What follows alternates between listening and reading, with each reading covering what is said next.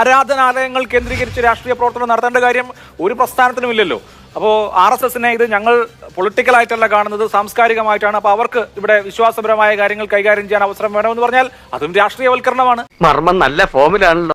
ഇതിനകത്ത് എല്ലാവരും മാറി നിൽക്കുക, ക്ഷേത്രങ്ങൾ എല്ലാവരും കൂടി നടത്തട്ടെ. BJP-കാരും കോൺഗ്രസ്സുകാരും CPM-കാരും വേറെ പാർട്ടിക്കാരുണ്ടെങ്കിൽ അവരും എല്ലാവരും കൂടി നടത്തട്ടെ.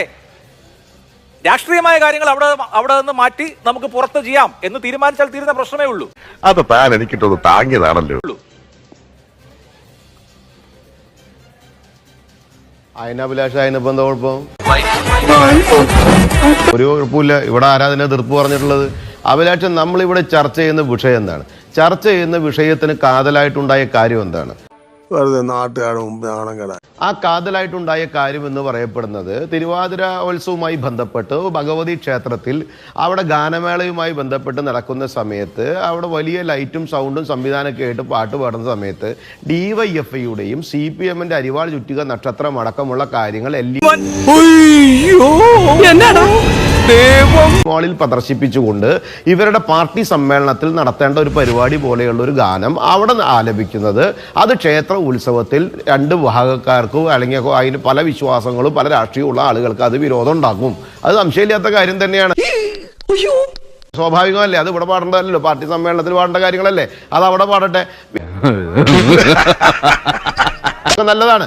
പക്ഷെ അതിനകത്ത് അജണ്ടിക്കലായിട്ട് അവനവന്റെ രാഷ്ട്രീയ പാർട്ടിയുടെ സന്ദേശം കൊടുക്കുന്ന രീതിയിലുള്ള സൂത്രപ്പണികൾ ചെയ്യുന്നിടത്താണ് പ്രയാസമുണ്ടായത്. നമ്മൾ പലപ്പോഴും ചർച്ചയിൽ സബ്ജക്റ്റിൽ നിന്ന് ചർച്ച ചെയ്യൂ എന്ന് അഭിലാഷ് പറയാറില്ലേ? മുതലാളിയെ പോലല്ല ഞാനങ്ങ് ഇറങ്ങും.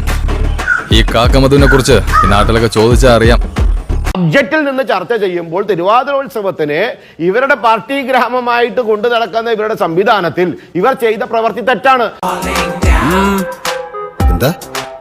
ചേട്ടൻ പറഞ്ഞൊരു കാര്യം എന്താണ്?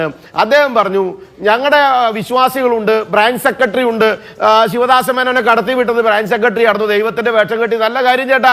പക്ഷേ ഇതേ പാർട്ടി തന്നെയാണ് ഗണപതിയെ കുറിച്ച് പറഞ്ഞതും, ഇതേ പാർട്ടി തന്നെയാണ് ഗണപതി ഹോമം നടത്താൻ പാടില്ല പാർട്ടി മെമ്പർമാരെന്ന് പ്രഖ്യാപിച്ചതും, ഇതേ പാർട്ടി തന്നെയാണ് ഹിന്ദു ആചാരങ്ങൾക്കെതിരെ പ്രവർത്തിച്ചതും, ഇതേ പാർട്ടി തന്നെയാണ് അയ്യപ്പനെ കടുക്കാവെള്ളം കുടിപ്പിക്കാൻ പറഞ്ഞതും, ഇതേ പാർട്ടിയുടെ നേതാവ് തന്നെയാണ് സ്ത്രീകൾ ഈറനെടുത്തു വരുന്ന സമയത്ത് തിരുമേനിമാരെ ആകർഷിക്കാനാണെന്ന് പറഞ്ഞതും, ഇതേ പാർട്ടിക്കാർ തന്നെയാണ് ഈ വിശ്വാസങ്ങൾക്ക് നേരെ മോശമായി പ്രവർത്തിക്കുന്നതും.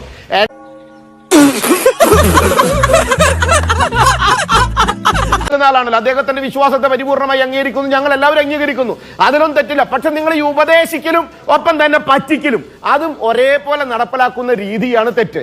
ക്ഷേത്രങ്ങളെയും ക്ഷേത്ര അങ്കണങ്ങളെയും ക്ഷേത്ര ഉത്സവങ്ങളെയും അവനവന്റെ പാർട്ടിയുടെ പ്രവർത്തനത്തിന്റെ മേഖലയാക്കി കമ്മ്യൂണിസ്റ്റ് മാർക്സിസ്റ്റ് പാർട്ടി നടത്തിയിടത്താണ് ഈ ചർച്ച നടത്തേണ്ടി വന്നത്, അല്ലേ അഭിലാഷേ?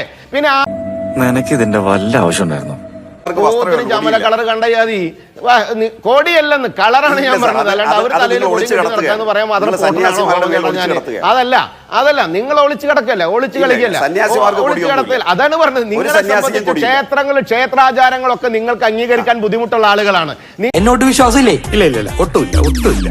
നിങ്ങൾ ഈ കേരള സമൂഹത്തിന്റെ ചരിത്രം പരിശോധിച്ച് നോക്കിയാൽ കമ്മ്യൂണിസ്റ്റ് മാർക്സിസ്റ്റ് പാർട്ടി ക്ഷേത്രങ്ങളോട് ചെയ്തിട്ടുള്ള നീതികേടൊന്നും ഞങ്ങൾക്ക് ഈ 5 മിനിറ്റ് കൊണ്ട് പറഞ്ഞു തരണം സാധ്യമല്ല. പക്ഷെ ഒരു ചർച്ച 1 മണിക്കൂർ വെച്ചാൽ അഭിലാഷേ ഗണപതി ഹോമം നടത്താൻ പാടില്ല എന്ന് പറഞ്ഞു നിങ്ങളല്ലേ?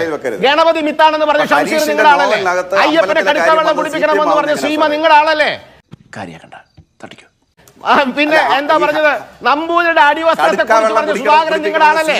നിങ്ങൾ ഇതൊക്കെ പറഞ്ഞിട്ട് എന്താ TN പറഞ്ഞില്ലേ? TN പറഞ്ഞിട്ട് സാർ ശ്രീമതി ടീച്ചറാണ് സാർ ഈറനെടുത്ത് വന്ന സ്ത്രീകൾ തൊഴുന്ന സമയത്ത് ഈറനെടുത്ത് വന്ന് വെറുതെ അല്ലേ ചോദിച്ചോക്ക്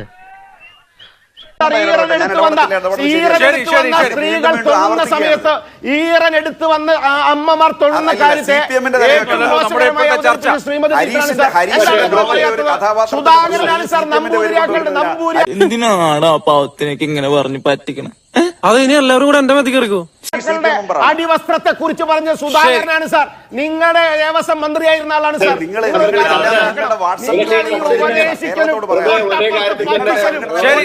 ശരി ആവട്ടെ. ഇനിയിപ്പോ നമുക്ക് അതിൽ മുഴുവൻ തർക്കിച്ച് ഇപ്പോ ഉണ്ടായ ഒരു സമവായത്തെ തകിടം മറിക്കണ്ട. ആവട്ടെ.